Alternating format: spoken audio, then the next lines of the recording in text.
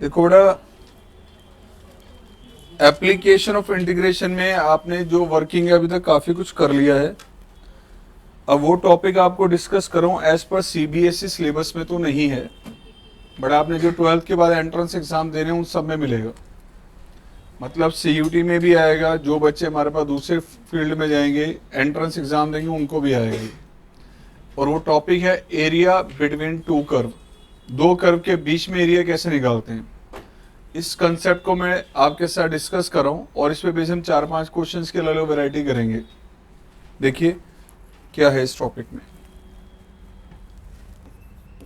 Area between two curves,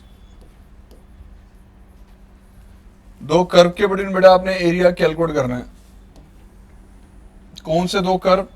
ये दो curve कोई भी दिए जा सकते हैं।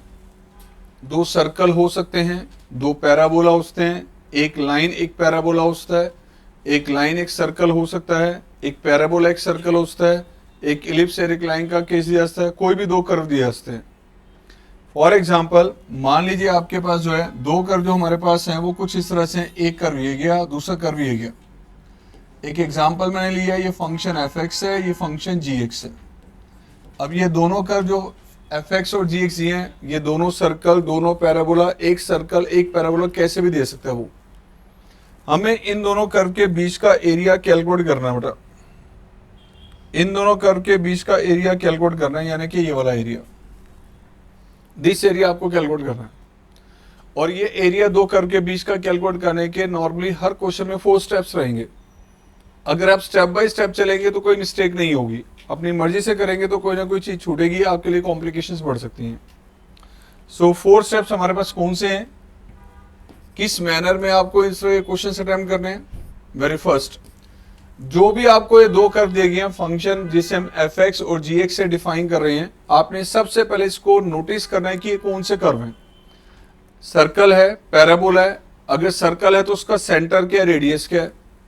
पैराबोला है तो पैराबोला लेफ्ट का है, राइट का, अप का या डाउन का है। उसी तरह से अगर ये इलिप्स है तो फर्स्ट केस है, सेकंड केस है। मींस सबसे पहले आपने इन दोनों कर्व को नोटिस करना है, जिसके लिए आपको यहाँ पे एक्सप्लेन करना पड़ेगा, मतलब डिफाइन करना पड़ेगा। Define the curves. जोन से दो कर्व्स आपको दिए गए हैं, एक फंक्शन एफ एक्स और दूसरा आपके पास फंक्शन जी एक्स। इन दोनों का पूरा एक्सप्लेनेशन देना है। अगर एक एफ एक्स सर्कल है तो सेंटर क्या और रेडियस क्या है ये बताना है। अगर जी एक्स फंक्शन एक पैराबोला है तो कौन सा है, लेफ्ट का, राइट का, अप का या डाउन का। क्या उसका वर्टेक्स ओरिजिन है 0,0 या ओरिजिन नहीं है तो h, के कोऑर्डिनेट्स क्या हैं उसके। मतलब यहाँ पे आपने दोनों को डिफाइन करना है। सेकंड स्टेप हमारे पास होगा इसके बाद, फाइंड इंटरसेक्शन पॉइंट्स। दोनों कर्व के इंटरसेक्शन पॉइंट्स आपने कैलकुलेट करने हैं। Intersection points of y is equal to f x and y is equal to g x. दोनों कर्व के इंटरसेक्शन पॉइंट निकालने हैं। सर कैसे निकालने हैं और क्यों निकालने हैं, दोनों चीजें पता होनी चाहिए। निकालने कैसे हैं, पहले ये दो कर्व जहां पे इंटरसेक्ट कर रहे हैं, दिस पॉइंट और दिस पॉइंट जहां पे इंटरसेक्ट कर रहे हैं, दोनों पॉइंट्स आपको निकालने पड़ेंगे। सर कैसे? ये जो दो कर्व आपको जो दिए गए हैं, किसी भी एक कर्व में से y की वैल्यू लेके दूसरे में रिप्लेस कर देनी है। किसी भी एक कर्व में से y की वैल्यू लेके दूसरे में रिप्लेस कर देनी है एंड सॉल्व करना है उसे x और y के लिए। जो x और y की वैल्यूज आपके पास आएंगी वो ऐसे पॉइंट्स होंगे जो इसको भी सेटिस्फाई करेंगे, इसको भी करेंगे। एंड कौन सा पॉइंट होता है जो दोनों को सेटिस्फाई करेगा? एक ऐसा पॉइंट जो दोनों पे लाई कर रहा है, एक ऐसा पॉइंट जो दोनों पर लाई कर रहा है। इसका मतलब दोनों के इंटरसेक्शन पॉइंट आपको मिलेंगे। ये पॉइंट है मान लीजिए x1, y1 एंड ये पॉइंट आपके पास आ गया x2, y2। इन दोनों कर्व के इंटरसेक्शन पॉइंट निकालने कैसे हैं? एक कर्व में से y की वैल्यू लेके दूसरे में रिप्लेस कीजिए and solve for x and y। जो x और y की वैल्यूज आएंगी वो इन दोनों कर्व के इंटरसेक्शन पॉइंट्स मिल जाएंगे। मतलब ये पॉइंट P और ये पॉइंट Q आपको मिल जाएगा। अब सर निकालने तो ऐसे हैं, समझ आ गया, बट निकालने क्यों है? निकालने इसलिए कि एरिया जब आप लेते हैं उसकी एक लोअर लिमिट होती है, एक अपर लिमिट होती है कि एरिया हम कहां से स्टार्ट करके कहां तक लेना चाहते हैं। तो जब एरिया आपके पास इस इंटरसेक्शन पॉइंट से स्टार्ट होगा और इस इंटरसेक्शन पॉइंट तक जाएगा, तो यहां पर जो एक्स कोऑर्डिनेट की वैल्यू है वो इस इंटरसेक्शन पॉइंट का एक्स कोऑर्डिनेट है, और यहां जो आपके पास अपर लिमिट होगी वो इस इंटरसेक्शन पॉइंट का एक्स कोऑर्डिनेट है। क्यों निकालने इंटरसेक्शन पॉइंट? क्योंकि यहां से लिमिट्स मिलेगी कि इन्हीं इंटरसेक्शन पॉइंट से लिमिट्स मिलेगी एरिया कहां से लेके कहां तक लेना, राइट। थर्ड पॉइंट आपके पास था draw the rough diagram, draw the rough graph, rough diagram. जो भी दो कर्व आपको दिए जाएंगे जिनके इंटरसेक्शन पॉइंट आप निकाल चुके हैं, इंटरसेक्शन पॉइंट निकालने के बाद रफ डायग्राम बनाना है। सर रफ का मतलब क्या है? रफ का मतलब ये है कि आप इसको ग्राफ पेपर पे नहीं बना रहे, इसको एक नॉर्मल पेपर पे बनाया जाएगा, इसलिए इसके लिए वर्ड यूज किया था रफ डायग्राम, रफ ग्राफ। ठीक है, ये आपका ग्राफ पेपर पे नहीं बनेगा जिसमें एक्चुअल हमारे पास कितना हमारे पास गैप चल रहा है, उसके यूनिट्स क्या चल रहे हैं, वो आपको कहीं मेंशन नहीं करनी। ठीक है, यहां पर ये सिर्फ नॉर्मल पेपर पे बनेगा, ग्राफ पेपर पे नहीं बनेगा, पेंसिल से ही बनाना है, पेन से नहीं बनाना। और एक्स एक्सिस वाई एक्सिस पे सिर्फ वही वैल्यूज दिखानी है जो एरिया के लिए यूजफुल होंगी, जिससे एरिया कैलकुलेट किया जाता है। बाकी जो पॉइंट जो हमारे पास स्केल है उसका कभी मेंशन नहीं करना, एक्स एक्सिस वाई एक्सिस पे सारे पॉइंट नहीं दिखाने, सिर्फ वही दिखाने हैं जिसका हमारे लिए एरिया का रोल रहेगा, इसलिए वर्ड यूज किया था rough diagram. And the last one is, ये फोर्थ स्टेप आपके पास होगा एरिया। एरिया कैसे निकालना है? इस इंटरसेक्शन पॉइंट से लेके इस इंटरसेक्शन पॉइंट तक, मतलब x1 से लेके x2 तक, अगर मैं इस ऊपर वाले कर्व को इंटीग्रेट करता हूं, ये ऊपर वाला जो कर्व गया हमारे पास वो है gx, अगर मैं इसको इंटीग्रेट करूंगा तो इंटीग्रेट करने से इस कर्व और एक्स एक्सिस के बिटवीन कंप्लीट एरिया मिल जाएगा। जब भी हम किसी कर्व को इंटीग्रेट करते हैं तो बेटा क्या आता है? उस कर्व और एक्स एक्सिस के बिटवीन एरिया। अगर मैं इस ऊपर वाले कर्व को इंटीग्रेट करूंगा तो इस कर्व और एक्स एक्सिस के बिटवीन आपको कंप्लीट एरिया मिल जाएगा, मतलब ये वाला एरिया भी मिलने वाला है, ये भी आ जाएगा। जब इस ऊपर वाले कर्व को इंटीग्रेट करूंगा तो ग्रीन एरिया और ये एरिया दोनों कलर के एरिया उसमें शामिल हो जाएंगे। क्या मुझे दोनों एरिया चाहिए? नहीं, मुझे तो एरिया कौन सा निकालना था? ये वाला निकालना था। तो अगर मुझे एक कंप्लीट एरिया मिल रहा है इंटीग्रेट करने से, किसको इंटीग्रेट करने से? x1 से लेके x2, x1 से लेके x2। आपने जब इस ऊपर वाले कर्व को इंटीग्रेट किया, जो gx आपके पास है, तो gx को इंटीग्रेट करने से कौन सा एरिया आएगा? इस कर्व और x एक्सिस के बिटवीन कंप्लीट एरिया आ जाएगा, ग्रीन एरिया भी और ये भी। लेकिन मेरी रिक्वायरमेंट किसकी है? सिर्फ और सिर्फ ग्रीन एरिया की। तो मुझे आगे क्या करना पड़ेगा? इस कंप्लीट एरिया में से जो नीचे वाले कलर का एरिया हमारे पास है उसको आपने रिमूव कर देना। सर कैसे रिमूव करेंगे? x1 से लेके x2, अगर मैं इस नीचे वाले कर्व को जो आपका fx है, इस वाले कर्व को इंटीग्रेट करेंगे तो इस कर्व और x एक्सिस के बिटवीन ये नीचे वाला एरिया आ जाएगा, उसको क्या कर देना आपने? लेस। तो इसका एरिया आपने लेस कर देना। जब लेस कर देंगे तो आपको एरिया बेटा कौन सा मिल जाएगा? फिर वो एरिया मिल जाएगा आपको, ये ग्रीन एरिया बच जाएगा, राइट। अब ये सर क्या मैं हमेशा लेस ही करना होगा? नहीं, डिपेंड्स ऑन द डायग्राम कि उसका डायग्राम कैसे बन रहा है। कभी आपको दोनों फंक्शन का एरिया का डिफरेंस लेना होगा, कभी ऐड करना पड़ेगा, कभी एडिशन डिफरेंस दोनों करने पड़ेंगे डिपेंडिंग ऑन द डायग्राम। तो क्या डायग्राम बनाना पड़ेगा? यस। तीसरा स्टेप क्या लिखा है आपको? Draw the rough sketch. तो रफ डायग्राम तो बनाना पड़ेगा, बिना डायग्राम बनाए आप चेक ही नहीं कर पाएंगे कि एरिया में कैसे कैलकुलेट करना है। तो ये 4 स्टेप्स में सारी वर्किंग चलेगी। पहला स्टेप क्या है? Define the curve. सेकंड क्या है? Intersection point. और थर्ड क्या होगा? Rough graph. फोर्थ क्या होगा? एरिया। लाइक एक एग्जांपल देखिए पहले।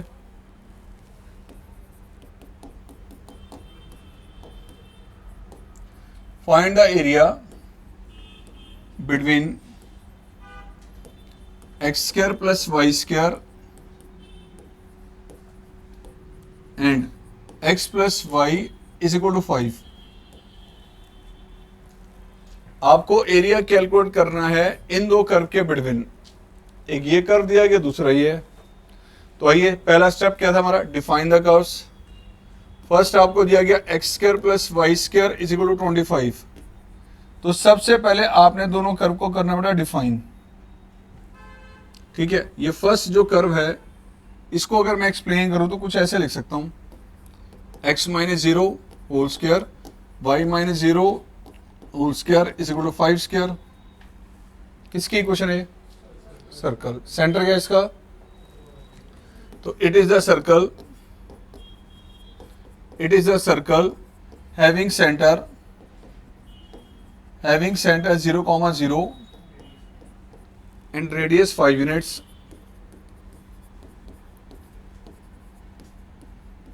और सेकंड अगर हम नोटिस करें तो x plus y is equal to 5। ये बताइए बच्चों किसकी इक्वेशन अब, this is the equation of straight line, x और y दोनों की डिग्री 1 बनाना है। तो this is the equation of straight line.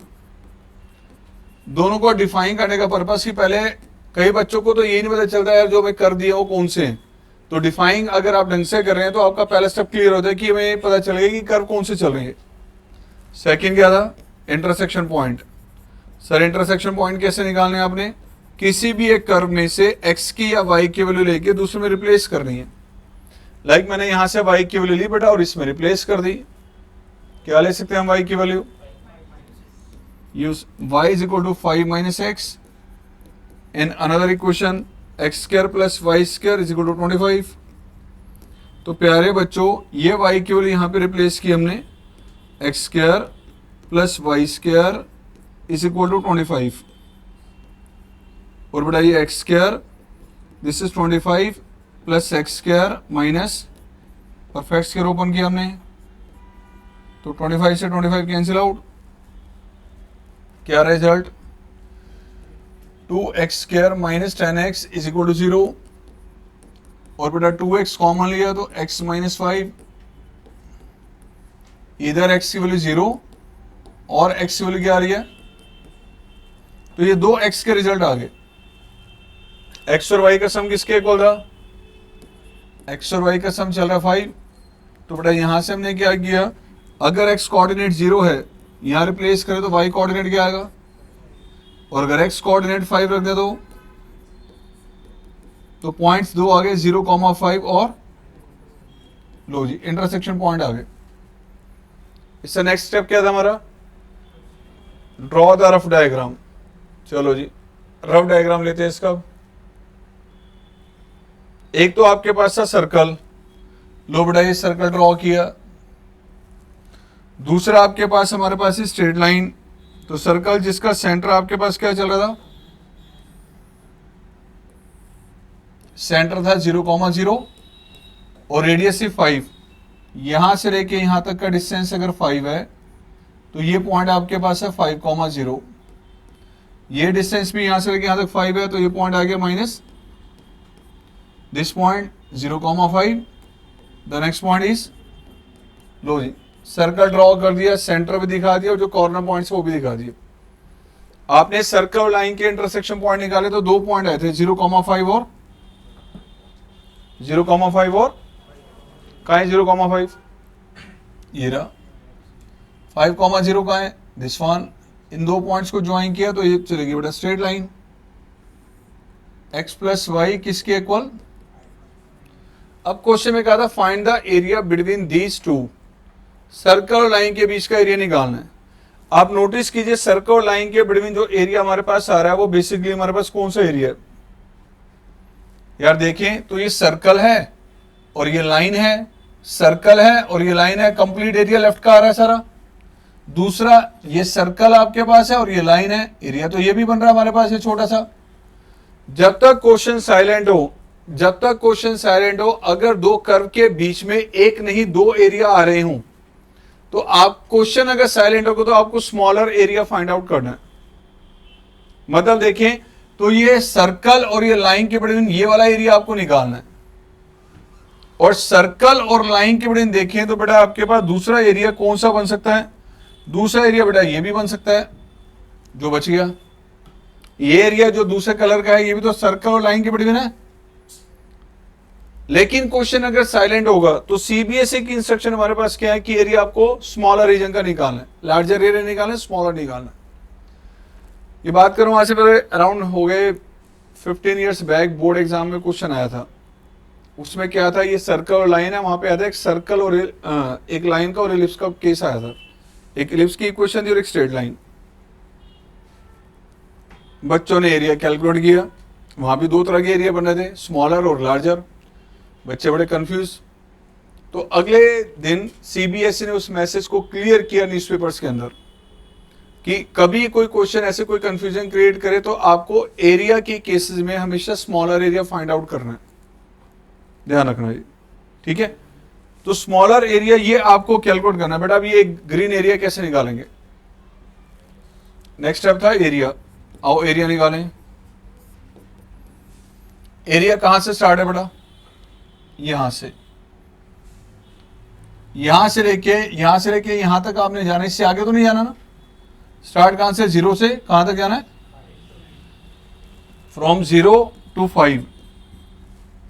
0 से लेके 5 तक अगर मैं सर्कल को इंटीग्रेट करूंगा तो सर्कल और एक्स एक्सिस के बिटवीन एक फर्स्ट क्वाड्रेंट का पूरा एरिया आ जाएगा। क्या ये कंप्लीट एरिया आपको चाहिए? अगर इस पूरे एरिया में से, देखो बेटा, अगर इस पूरे एरिया में से, मतलब इस पूरे एरिया में से मुझे कौन सा एरिया नहीं चाहिए? ट्रायंगल का।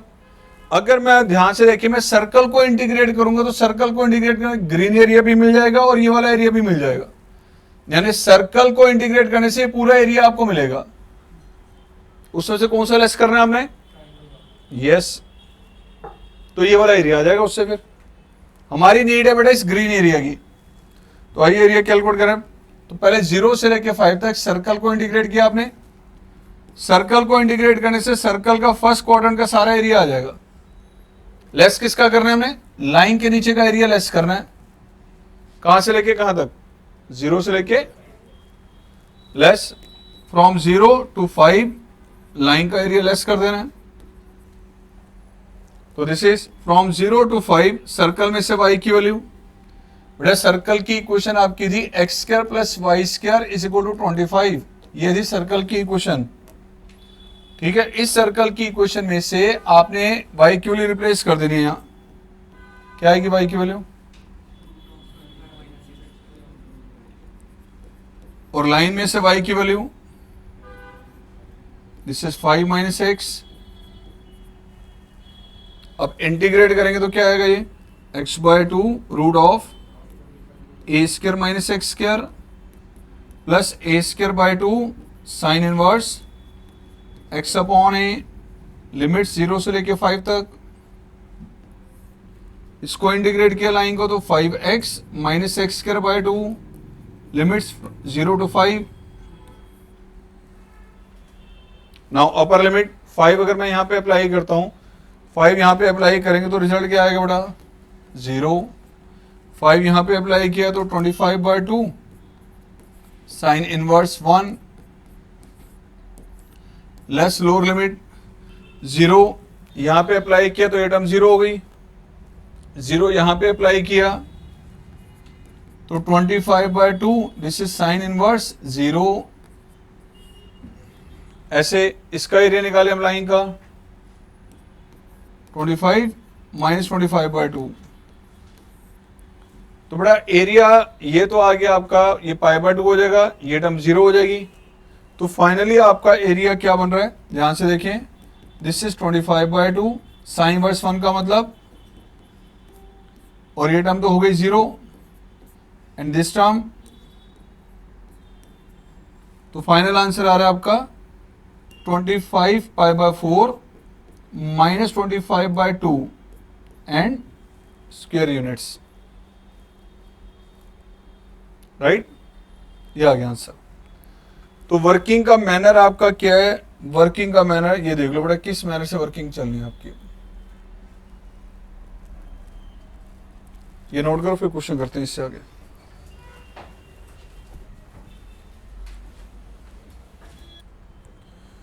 ये बेटा next question, find the area bounded by y = 3x² / 4 and 3x - 2y + 12 = 0।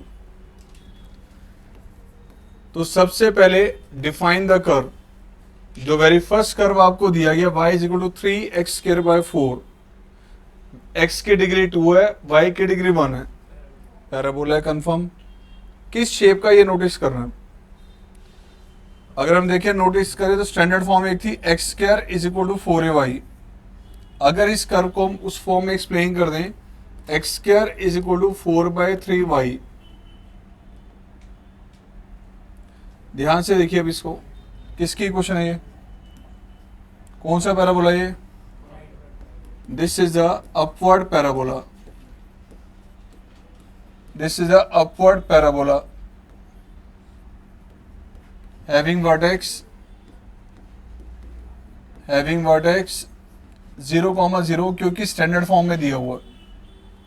Second equation दी गई आपको 3x minus 2y plus 12 is equal to 0। अब क्योंकि इसमें x और y दोनों की डिग्री 1 1 है, तो this is the equation of straight line. Define करने का पर्पस है कि आपको ये पता चल जाए कि पहले प्रैक्टिकली दोनों कर्व कौन से दिए हुए हैं।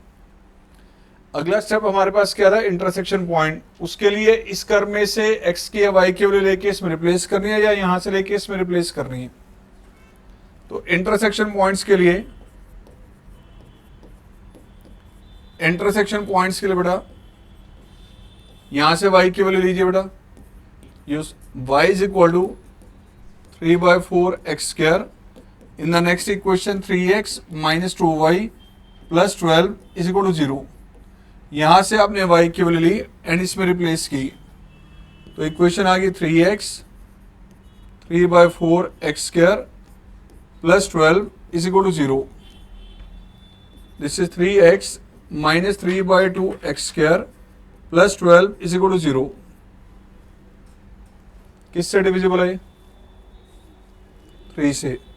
3 से डिवाइड किया तो x minus x square by 2 plus 2 से मल्टीप्लाई किया तो 2x minus x square plus 8 is equal to 0। Now बेटा ये इक्वेशन आपके पास चेंज होकर ये बन गई x square minus 2x minus 8 is equal to 0। ये क्वाड्रेटिक इक्वेशन है। मिडिल टर्म को स्प्लिट किया, x square minus 4x plus 2x minus 8, so x minus 4 into x plus 2, either x की वैल्यू 4 अदरवाइज x की value minus 2। Intersection point आपके पास, उसमें x coordinate तो मिल गया, y कैलकुलेट करना है तो आपको पता है कि 2y किसके इक्वल है, 3x प्लस 12। स्ट्रेट लाइन की इक्वेशन आपके पास ये थी, this is the equation of straight line. अगर x की वैल्यू हम 4 रिप्लेस करें तो 2y किसके इक्वल 24 एंड y किसके इक्वल आगे बढ़ा 12।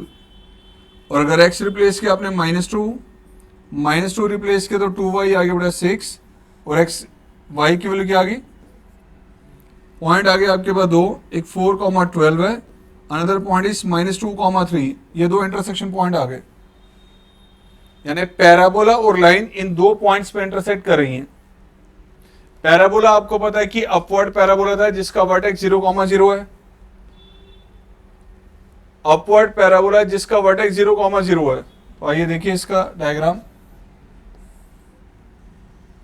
अपवर्ड पैराबोला वर्टेक्स 0,0, दो इंटरसेक्शन पॉइंट है, एक -2,3 एक 4,12। 4,12 नोटिस करें तो कौन से क्वाड्रेंट में, फर्स्ट, क्योंकि इंटरसेक्शन पॉइंट है तो पैराबोला पे कहीं ना कहीं तो जरूर होगा। लो बेटा ये एज्यूम कर लिया, दिस इज 4,12। नेक्स्ट पॉइंट था -2,3, -2,3, so this is the point -2,3। अब इन दो पॉइंट्स को ज्वाइन कर ले तो स्ट्रेट लाइन बन जाएगी। नाउ स्ट्रेट लाइन, इन दो पॉइंट्स को आपने ज्वाइन किया, this is the straight line बेटा। लाइन की इक्वेशन आपको दी गई थी यहाँ पे 3x minus 2y plus 12 is equal to 0 and parabola था आपके y is equal to 3/4 x square. Area निकालना है इन दोनों के बीच का। तो area between these two curve, ये आपके पास पैराबोला और इस लाइन के बिटवीन ये आपके पास एरिया आ रहा है जो फाइंड आउट करना है। रफ डायग्राम बन चुका है। इंटरसेक्शन पॉइंट क्यों निकाल रहे हैं हम, पर्पस क्या था, इंटरसेक्शन पॉइंट से लिमिट्स मिलती है एरिया कहां से लेके कहां तक लेना है। तो इसका मतलब इंटरसेक्शन पॉइंट से आपने एक्स एक्सिस पे परपेंडिकुलर जरूर ड्रॉ करने हैं। परपेंडिकुलर ड्रॉ करने के बाद ये एक्चुअल पिक्चर नहीं रहेगी, एरिया किसका पहले निकालना है और किसका बाद में निकालना है। तो इंटरसेक्शन पॉइंट यहां से आपने ये परपेंडिकुलर ड्रॉ किया बेटा, यहां एक्स कोऑर्डिनेट है -2, यहां से एक परपेंडिकुलर ड्रॉ किया आपने तो एक्स कोऑर्डिनेट आपके पास है 4। अगर -2 से लेके 4 तक आपको एरिया कैलकुलेट करना है, एरिया शेडेड यहां से स्टार्ट है और यहां तक लास्ट है। अब -2 से लेके 4 तक अगर मैं इस लाइन को इंटीग्रेट करूंगा तो लाइन के नीचे का कंप्लीट एरिया आ जाएगा। लाइन को इंटीग्रेट करने से कौन सा एरिया आएगा, लाइन और एक्स एक्सिस के बिटवीन, ये लाइन ये एक्स एक्सिस इसके बिटवीन ये कंप्लीट एरिया आ जाएगा। क्या सारा एरिया चाहिए मुझे, नहीं, कौन सा एरिया लेस करना है, पैराबोला के नीचे का एरिया लेस करना है। तो पैराबोला के नीचे का एरिया कैसे आएगा, जब पैराबोला को इंटीग्रेट करेंगे तो एरिया कौन सा मिलेगा, पैराबोला और एक्स एक्सिस के बिटवीन, ये पैराबोला और एक्स एक्सिस के बिटवीन ये वाला एरिया मिल जाएगा मुझे, और यही लेस करना मुझे। तो बेटा हमने क्या करना है, यहां पे एरिया जो आपने कैलकुलेट करना है, कहां से स्टार्ट है, -2 लास्ट 4 तक। पहले आपने लाइन को इंटीग्रेट करना है, लाइन को इंटीग्रेट करने से लाइन के नीचे का ये सारा एरिया मिल जाएगा आपको। फिर लेस करना है आपने -2 से लेके 4 तक पैराबोला के नीचे का ये एरिया,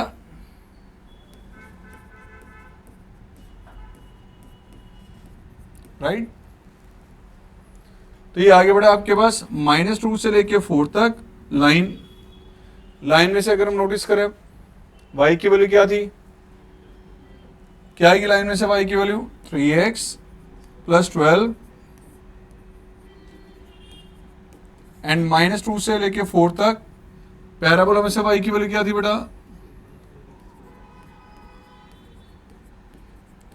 सो प्यारे बच्चों यहां से 3 कॉमन है, डिनोमिनेटर में 2 कॉमन है, तो 3/2 ले लिया common, -2 to 4 x + 4 and dx, यहां 3/4 बाहर किया आपने, -2 to 4 and x² and dx,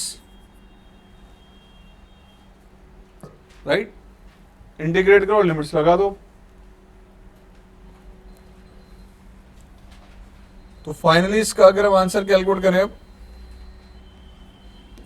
3/2, what is this, x²/2 + 4x, same here this is x³/3, limits -2 से लेके 4 तक बेटा, अपर लिमिट 4 अप्लाई किया यहाँ तो, minus lower limit, same here upper limit 4 यहां पे रिप्लेस किया, minus lower limit,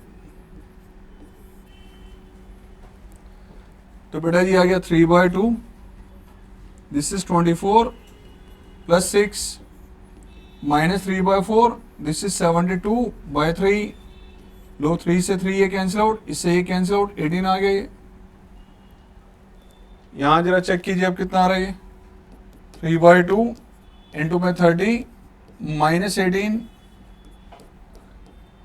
45 -18, the answer is 27 square units. ये आ गया फाइनल आंसर, ठीक है जी।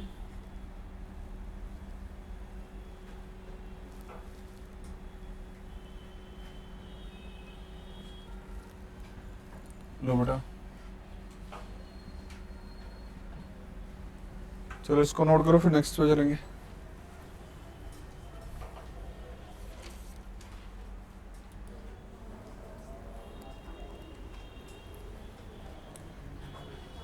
आइए next question,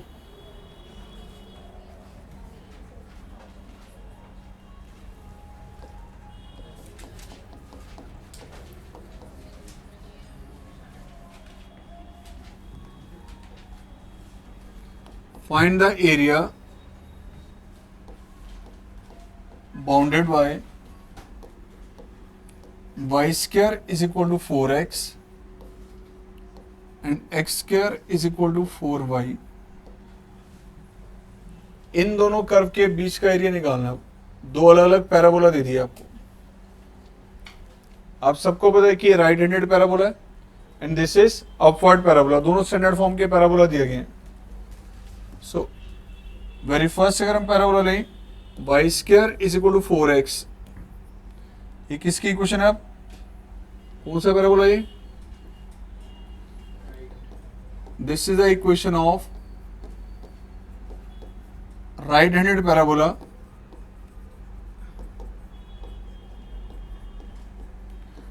right outward parabola हमारे पास है बड़ा, जिसका वर्टेक्स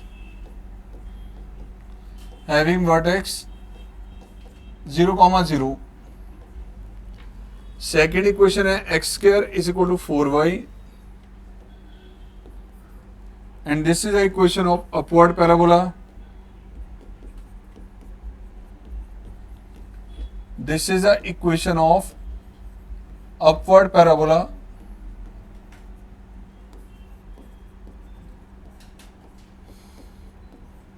हैविंग वर्टेक्स 0,0. लो जी, डिफाइन तो कर दिया दोनों कर्व को. अगला स्टेप क्या था? Intersection points. इंटरसेक्शन पॉइंट्स के लिए किसी भी एक कर्व में से या तो y की वैल्यू लीजिए या x की and replace in another curve. जैसे मैं यहां से y की वैल्यू ले रहा हूं, use y is equal to x square by 4. In next equation y square is equal to 4x. So ये y की वैल्यू बेटा हम इसमें रिप्लेस कर रहे हैं. अब एक बात का ध्यान यहां पे रखना है, जब आप यहां पे कैलकुलेशन वर्क कर रहे हैं किसके लिए, यहां से आप x और y की वैल्यूज निकालने जा रहे हैं, तो कहीं पर भी वेरिएबल से वेरिएबल कैंसिल आउट नहीं करना. वेरिएबल x से y कैंसिल आउट करेंगे मल्टीपल में या डिवीजन में, तो आपका एक इंटरसेक्शन पॉइंट मिस हो जाएगा. कॉमन लेना उसे. यहां गलती से x कैंसिल आउट मत कर देना, नहीं तो आपका इंटरसेक्शन पॉइंट नहीं निकलेगा. क्रॉस मल्टीप्लाई कीजिए इसे एंड कॉमन लेना बेटा. फिर इसको लेफ्ट साइड लीजिए. x is to power 4 minus 64x is equal to 0. x common लिया आपने, 2 का मल्टीपल 0, या तो x की वैल्यू 0 या x क्यूब किसके इक्वल, और x क्या आएगा यहां से, तो दो वैल्यूज आ गई, x 0 आ गया, x 4 आ गया. अगर आप यहां पर x से x कैंसिल आउट कर दे तो ये वैल्यू नहीं आती, राइट. तो बेटा जी y आपके पास है एक्स स्क्वायर बाय 4. आपने यहां पे x रिप्लेस किया 0 and x is equal to 0. y coordinate की वैल्यू भी 0 आ रही है. x रिप्लेस किया 4 तो y कोऑर्डिनेट भी 4 आ रहा है. पॉइंट 0,0 एंड 4,4 दोनों पैराबोला इन दो पॉइंट्स पे इंटरसेक्ट कर रहे हैं. तो आइए चलो डायग्राम बनाएं इसका.